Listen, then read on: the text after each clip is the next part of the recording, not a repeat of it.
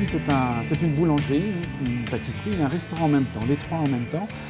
Joséphine, c'était le prénom de ma grand-mère et j'ai eu l'envie de faire un restaurant chez qui on allait pouvoir retrouver une cuisine familiale en achetant son pain et sa pâtisserie régulièrement. Nous sommes ouverts 5 jours sur la semaine. Le week-end, nous sommes fermés puisque la restauration, nous sommes dans un quartier de bureau, ne fonctionne pas pendant le week-end.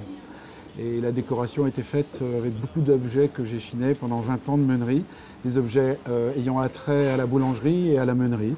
Donc on retrouve la passion du pain et des objets touchant toute cette filière qui m'est chère.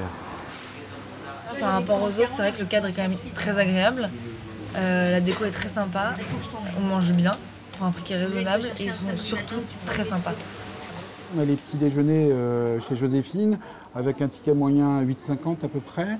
Nous avons les déjeuners le midi avec un ticket moyen de 16 €, le plat du jour étant à 14,50 €. Le soir, on propose une petite planche sur laquelle on a du fromage, du jambon, un petit morceau de pain et un verre. Et ces planches-là sont à 7 €. Ça prolonge le fameux after work qui est de 19 h à 21 h. Au niveau du coût matière, on est à 30% et au niveau de charge de personnel, on est à 38%. Le soir, je fais des apéritifs et j'ai à peu près une trentaine de personnes à venir le soir. Et le midi, 100 couverts. Les plats sont tous des plats familiaux. On retrouve une fameuse blanquette que l'on mijote assez longtemps. On retrouve un parmentier de canard, on retrouve un petit salé, on retrouve un poisson le vendredi nécessairement, sur lequel on met un petit morceau de beurre bordier, qui est un partenaire de ce projet, puisque dans notre boulangerie, on vend du fromage et du beurre. Donc on a cette partie-là qui est assez originale. On a une petite partie épicerie où on vend des confitures, on vend des thés, on vend des produits à tartiner, toujours sur le pain. Et dans la partie pâtisserie, on a une petite particularité, on a un éclair de partage qui est assez grand, qui est presque de la longueur d'une baguette et qui permet, une fois rentré à la maison, de partager selon la gourmandise des uns et des autres cet éclair, café ou chocolat.